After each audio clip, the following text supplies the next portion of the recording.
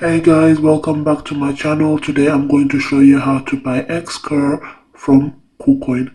Click markets from your home page. Then from here you want to go to the search icon and write Xcur.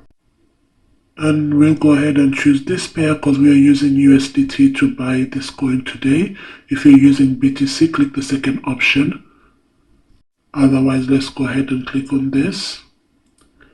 It will then open up a page where it will show you all the information about the coin, like the chart. Let's go ahead and click on buy. Now say for example you've chosen the wrong pair and you want to change it. All you have to do is click on up here and you can change the pair. Now guys, if you come to this page and you realize that you've got 0 USDT here, this simply means that you've transferred money into your kucoin, but you've not moved it from your main wallet to your trading wallet. So here I'll show you how to do it real quick.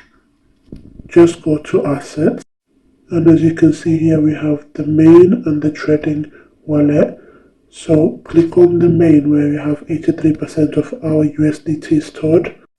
Then come down here and click on this arrow. Then click on transfer down here. As you can see here, we're trying to move USDT from the main account to the trading account. We're going to click all because we want to move all the USDT. Then hit the confirm button. And now we are going to head over back to home so we can buy the coin. So we said we're going to go to markets. And then search for the coin, which is Xcur. Let's type it in here. Make sure we use the pair that says /USDT because that's what we're buying it with. So just like I showed you previously, we're going to click on buy. So the prices are 2.185. Now we click on it and it's going to populate that space. And then you can see now that we have USDT on our trading account here.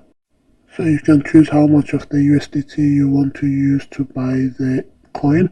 We are going to click on 100% because that's what we want to use, the entire amount.